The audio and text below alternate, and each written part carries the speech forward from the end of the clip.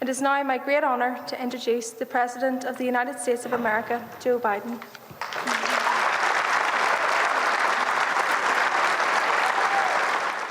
He didn't have much time to spare. This was the President's only engagement in Northern Ireland, where efforts to preserve peace unite a polarised America. Supporting the people of Northern Ireland, protecting the peace, preserving the Belfast Good Friday Agreement is a priority for Democrats and Republicans alike in the United States, and that is unusual today. Joe Biden had met privately with the main political leaders before publicly appealing for a restoration of power sharing at Stormont. As a friend, I hope it's not too presumptuous of me to say that I believe democratic institutions established through the Good Friday Agreement remain critical to the future of Northern Ireland. It's a decision for you to make, not for me to make. But the DUP's already made its decision, rejecting Rishi Sunak's new Brexit deal. So did the President's words change anything? Well, it's good to have the President of the United States here in Belfast. We welcome him, as we welcome all visitors. But I don't think it changes the political dynamic or the reality that what we need is the reassurance that our place within the United Kingdom is both respected and protected.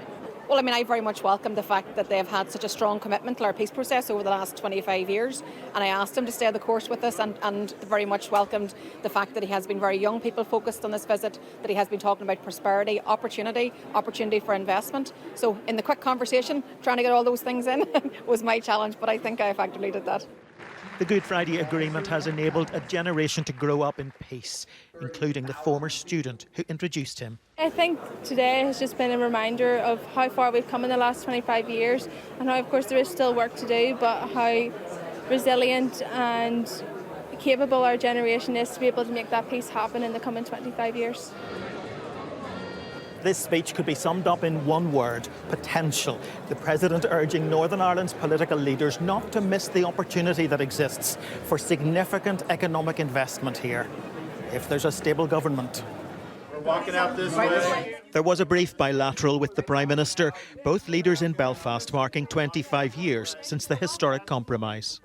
President Biden and I spoke a lot about that, and we spoke in particular about the incredible economic opportunities that are there in store for Northern Ireland, and we talked about the investment potential that is there, the companies that want to invest in Northern Ireland. I think that's incredibly exciting. It will bring growth, jobs and prosperity to Northern Ireland, and I know he shares my ambition to see the institutions here back up and running. And his message to this audience could not have been clearer. When it comes to preserving peace and restoring power sharing in this corner of the UK, America is still in the picture. David Blevins, Sky News in Belfast.